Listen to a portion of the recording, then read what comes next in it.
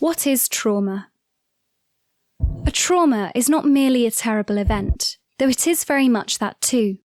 It is a terrible event that has not been adequately processed, understood and unpicked, and that has, through neglect, been able to cast a very long and undeserved shadow over huge areas of experience. The concept of trauma was first observed in military contexts.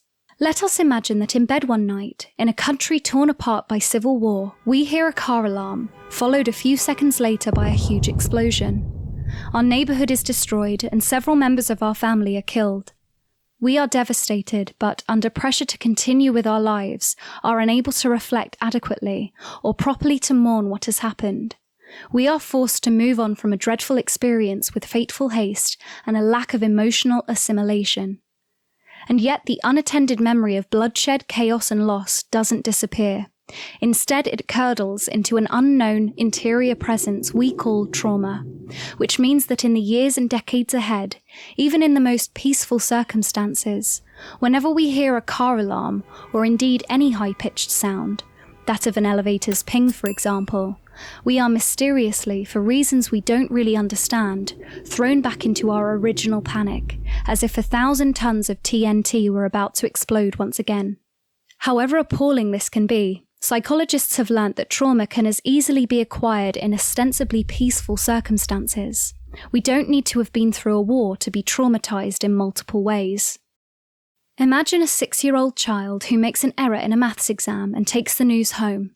Suddenly her father, who drinks too much and might be battling depression and paranoia, flies into a rage, shouts at her, smashes a household object and slams multiple doors. From the perspective of a 6-year-old, it feels like the world is ending. There is no way to make sense of the moment, beyond taking responsibility for it, and as a result feeling like a terrible human being. And from this, a trauma develops, this one centered around making mistakes. Every slip-up on this person's part threatens to unleash an explosion in others. Far into adulthood, every time there is a risk of an error, there is a terror that someone else will get dementedly furious. Everyone becomes terrifying because one person in particular who was spine-chilling hasn't been thought about and reckoned with in memory. The solution in all such cases is to get a better sense of the specific incidents in the past that have generated difficulties in order to unhook the mind from its expectations. The clue that we are dealing with a trauma, rather than any sort of justified fear, lies in the scale and intensity of feelings that descend in conditions when there is no objective rationale for them. It's peacetime, a colleague is kind, and yet still there is terror, still there is self-disgust, still there is shame. We know then that we are not dealing with silliness or madness, or indeed genuine danger, but with an unprocessed incident from the past, casting a debilitating shadow on a more innocent present.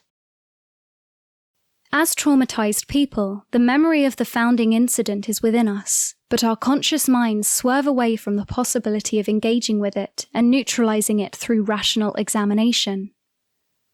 When we can finally feel comfortable and safe enough to dare look back, we'll be able to see the traumatizing moment for what it was, outside of our original panic and our youthful or illogical conclusions, that it was our fault, that we did something wrong, that we are sinful.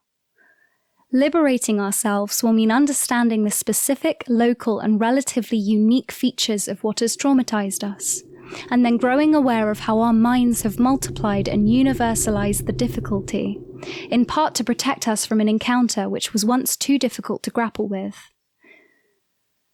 We will realize that it was one bomb that exploded and destroyed the neighborhood, and that however dreadful this might have been, there is no reason for all high-pitched noises to terrify us. Similarly, it was one father who screamed at us for making a mistake when we were tiny, yet not everyone who is in authority threatens to annihilate us in adulthood. Countless situations will be frightening so long as individual incidents have not been understood and thought through with kindness and imagination.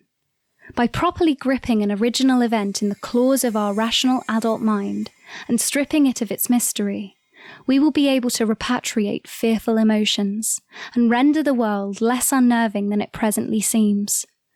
Life as a whole won't have to be so terrifying once we understand the bits of it that truly once were.